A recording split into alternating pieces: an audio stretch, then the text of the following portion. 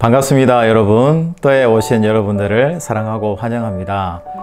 여러분, 오늘이 무슨 날인지 아시죠? 바로 대통령 선거의 날입니다. 여러분들에게 이야기를 안 할 수가 없는 것 같아요. 오늘 정말 중요한 대통령 선거의 날이신데요. 여러분 몇 번을 찍기로 작정하셨는지요? 그것은 비밀입니다. 여러분 정말 기도하시는 가운데 정말 이 나라에 꼭 필요하고 이 나라를 잘 이끌어 나갈 그런 사람, 그리고 백성들의 목소리를 잘 듣고 정치에 잘 반영할 그런 사람을 여러분들이 선택하셔서 한 표를 꼭 행사하시는 여러분들이 되시기 바랍니다. 여러분, 우리가 가지고 있는 국민의 권리 중에서 가장 소중하고 중요한 권리가 뭔지 아시죠? 바로 선거하는 바로 권리입니다. 여러분, 그런데 너무나 많은 사람이 찍다 보니까 희소성의 가치는 좀 떨어져요. 그죠? 내가 찍었는데 될 수도 있고 안 될 수도 있고 그런 거 아닙니까? 저도 찍어보니까 제가 찍는 사람이 될 때도 있고 안 될 때도 있고 그렇더라고요. 여러분, 소중한 한 표를 잘 행사하셔서 여러분의 권리가 진짜 아름다운 권리로 되돌아오는 그런 좋은 날 되시기를 주님의 이름으로 축복합니다. 오늘 우리가 함께 나눌 말씀은 출애굽기 13장 1절에서 3절입니다. 여호와께서 모세에게 일러 이르시되 이스라엘 자손 중에서 사람이나 짐승을 막론하고 태에서 처음 난 모든 것은 다 거룩히 구별하여 내게 돌리라. 이는 내 것이니라 하시니라. 모세가 백성에게 이르되 너희는 애굽 곧 종되었던 집에서 나온 그날을 기념하여 유교병을 먹지 말라. 여호와께서 그 손의 권능으로 너희를 그곳에서 인도해 내셨음이니라. 아멘. 오늘은 6월절을 우리에게 허락해 주신 두 번째 의미에 대해서 함께 묵상을 해 보려고 합니다. 오늘 말씀 중에서 특별히 2절 말씀을 한번 보시면 이스라엘 자손 중에서 사람이나 짐승을 막론하고 태에서 처음 난 모든 것은 다 거룩히 구별하여 내게 돌리라. 이는 내 것이니라 하시니라. 여기 말씀 보면 처음 난 모든 것은 다 거룩히 구별해라. 내게 돌리라. 내 것이니라. 이렇게 주님이 말씀하셨어요. 어쩌면 처음 난 짐승이든 사람이든 모두 하나님께 돌리라 그러니까 우리는 이 말씀을 볼 때 하나님은 굉장히 욕심이 많으신 분이시다 이렇게 생각하는데, 이 말씀을 우리가 읽지는 않았지만 뒤에 있는 말씀에 보면 출애굽시켜 주신 그 하나님이 얼마나 놀라운 분이시고 우리를 사랑하신 분이신가, 그리고 정말 절체절명의 종로로 타던 그 삶의 자리에서 이끌어내신 그 하나님을 영원히 기억할 수 있도록, 그 하나님과 함께 영원히 축제의 기쁨을 누릴 수 있도록 그렇게 만들어주신 분이 바로 하나님이시고, 그것을 의미하고 기억하라고 하신 말씀이라는 것을 우리가 알 수가 있습니다. 하나님은 욕심쟁이가 아니신 거예요. 하나님은 고기를 좋아하시는 분도 아니시고요. 하나님은 우리의 그 기억을 통해서 하나님의 일을 하기 위한다는 거죠. 그런 차원에서 이 6월절의 의미가 우리에게 더 있는 것 같아요. 오늘 특별히 뒤에 보면 거룩히 구별하여 내게 돌리라. 다시 이야기하면 결국은 헌금을, 오늘날로 이야기하면 헌금을 이야기하는 거죠. 또 헌금을 이야기하니까 11조라는 것이 우리에게 떠올리기도 합니다. 그래서 오늘은 하나님께서 구별해라, 돌리라, 내 것이다 이렇게 말씀하시는데, 우리가 하나님을 섬기고 구별해서 돌려드리고 헌신하고 봉사하는 것이 과연 어떤 것인가에 대해서 우리가 한번 생각해 보려고 합니다. 그 중에서 오늘은 11조가 무엇인가에 대해서 함께 묵상을 해 보려고 합니다. 먼저 헌금이라는 것은 그것이 11조가 됐던 감사헌금이 됐던 뭐 여러 가지 종류의 헌금들이 있는데요. 헌금은 일단 자원하는 마음이에요. 그 자원하는 마음이라는 것은 여러분 무엇을 이야기할까요? 오늘 본문에 나오는 것처럼 하나님이 우리를 애굽에서 인도하여 낸 분, 영적으로 이야기하면 우리의 그림자, 어둠에서부터 하나님께서 인도해 낸 분이기 때문에 하나님이 나의 전부가 된다는 거예요. 그래서 하나님이 나를 인도하신 그 전부 되신 분에게 나의 소유물 또한 내 것이 아니라 모든 것이 다 하나님의 것이라는 거죠. 그렇기 때문에 헌금이라는 것은 자원하는 마음에서 내는 것이지 자원하지 않고 내는 것은 아니다. 이렇게 기본적으로 우리가 헌금에 대해서 이해할 필요가 있는 것 같습니다. 그렇다면 11조는 크게 한 3가지 정도의 의미가 있는데요. 첫 번째 의미는 우리 창세기 14장에 보면 아브라함이 멜기세덱 왕에게 11조를 했다라는 첫 번째, 성경에서 첫 번째 기록이죠. 사건이 나옵니다. 그리고 창세기 28장에 보면 야곱이 베델에서 하나님의 사닥다리를 경험하게 되잖아요. 하나님을 경험한 거죠. 그러고 난 다음에 야곱이 서원을 해요. 그러면서 하나님께 10분의 1을 반드시 제가 드리겠습니다 라고 야곱이 서원하고 약속을 하죠. 거기에서 11조의 기원이 처음으로 생겨났습니다. 그러니까 여기에서 11조의 의미를 보면 하나님께 무엇인가 하나님의 놀라운 계획과 이 일을 행하는 사람에게 이 11조가 사용되었다는 것을 알 수 있습니다. 여러분, 가장 기본적인 것으로 하나님은 돈을 쓸 수 있는 분이 아니에요. 하나님은 돈이 필요한 분이 아니시잖아요. 그렇다면 누가 돈이 필요합니까?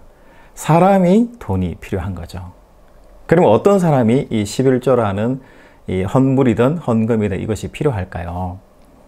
네, 바로 멜기세덱처럼 아니면 야곱이 약속한 것처럼 무엇인가 하나님의 공의로운 일, 하나님의 놀라운 일, 정의로운 일, 남을 헌신하고 돕는 일, 이런 일들을 하는 사람에게 필요한 물질이나 돈이 뭐냐면 바로 헌금이라는 것을 지금 성경에서 이야기를 하는 거예요.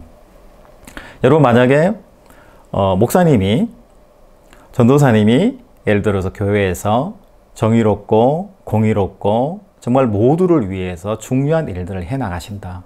그러면 당연히 그 11조는 그 목사님과 전사님을 위해서 사용돼야 되겠죠. 또 생계비로 사용될 수도 있습니다.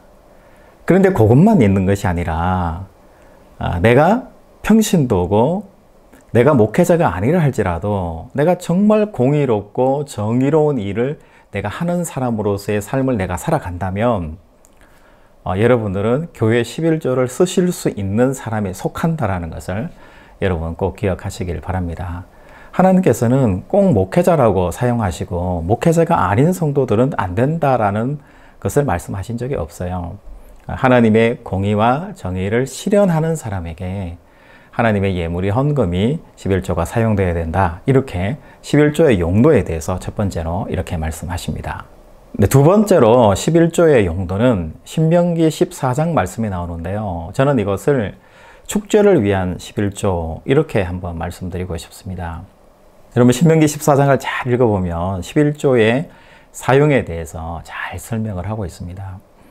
거기에 보면 성도들이 하나님께 드린 제물을 잡아서 물론 제사장도 먹겠지만 함께 먹어요. 여호와 앞에서 먹을지니라 이렇게 말씀을 해요.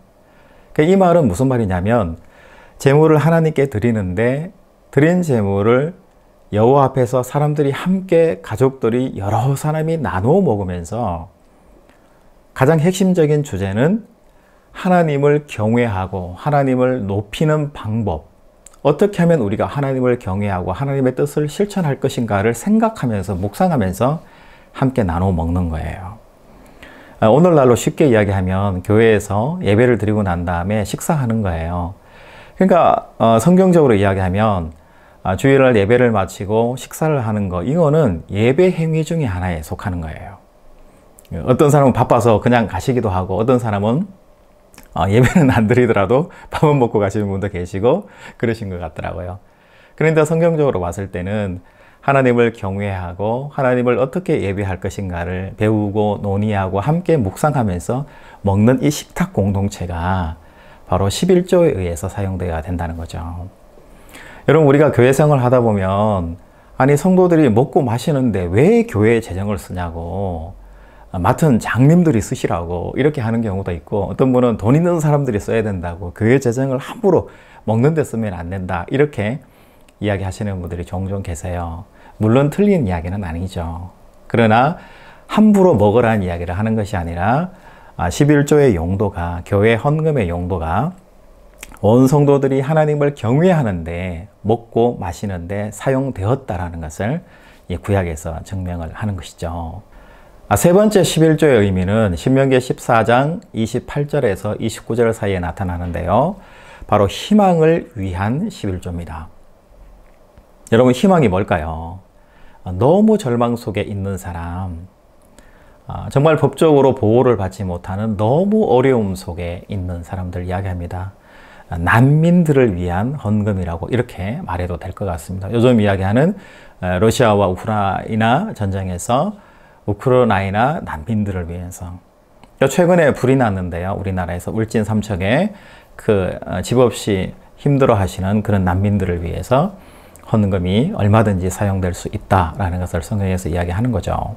여러분, 제가 오늘 출애굽 이야기를 하면서 6월절의 의미를 이야기하면서 제가 자원하고 구별해서 드리는 하나님의 것에 대해서 이야기할 때 제가 11조에 대한 이야기를 좀 드렸습니다. 여러분, 우리 삶이 어떨까요? 하나님의 6월절을 예배를 드리고 지키고 살아간다라는 것. 그것은 무엇을 이야기할까요? 내 것이 내 것이 아니라 모든 것이 다 하나님의 것이고 그 하나님의 것을 내가 가지고 이 땅에 하나님의 사람으로서 살아내는 것이다 라는 것을 이야기하는 거죠. 그러니까 6월절이라는 것을 알고 의미적으로 가지고 있는 사람이 어떻게 살아가야 될까? 그것은 바로 하나님을 위한 사람으로, 이웃을 사랑하는 사람으로 살아낼 때에 그 의미가 진정 우리에게 있는 것이다. 이렇게 말씀드릴 수가 있겠습니다. 여러분, 6월절의 두 번째 의미에 대해서 오늘 말씀을 드렸는데요. 여러분, 목사님이 헌금에 대해서 이야기했어 이렇게 생각하지 마시고 6월절을 보내고 하나님 때문에 내가 새로운 존재로 거듭난 삶을 살아가는 나는 하나님 앞에 어떻게 살아가야 되는가? 11조가 의미하는 이 세 가지 정신을 여러분 가지시면서 이 6월절의 성도로서의 삶을 살아내시는 여러분들이 되시기 바랍니다. 첫 번째는 헌신을 위한 11조죠. 두 번째는 하나님을 경외하는 축제로서의 삶을 살아내는 사람으로서의 11조의 의미가 있고요. 세 번째는 난민과 같이 어려운 사람들을 돕는 희망의 11조의 삶입니다. 여러분, 우리는 그런 마음을 가지고 6월절 정신을 가지고 이 땅을 살아가는 사람들인 것이죠. 여러분, 삶 가운데에서 이 세 가지 의미를 잘 기억하셔서 오늘 또 주님 주신 말씀대로 살아내 보시는 여러분들의 삶이 되시기를 주님의 이름으로 축복합니다. 기도하겠습니다. 하나님, 우리에게 6월절의 의미를 다시 한번 새기게 인도해 주심을 감사드립니다. 하나님, 이스라엘 백성들에게 구별해라, 내 것이다, 첫 소생은 나에게 바쳐야 한다 주님 말씀해 주셨는데, 주님이 욕심이 많으셔서 탐욕이 많으셔서 그런 것이 아니라 우리가 정말 하나님의 권속으로 하나님의 인도함을 받은 사람으로 살게 하도록 하기 위한 뜻이 그 안에 있음을 압니다. 하나님, 우리의 것이 아니라 바로 하나님의 것이며 하나님이 나에게 맡겨주신 것임을 잘 기억하여서 하나님 뜻대로 오늘도 살아내는 믿음의 하루가 될 수 있도록 인도하여 주시옵소서. 거룩하신 예수님의 이름으로 기도하옵나이다. 아멘.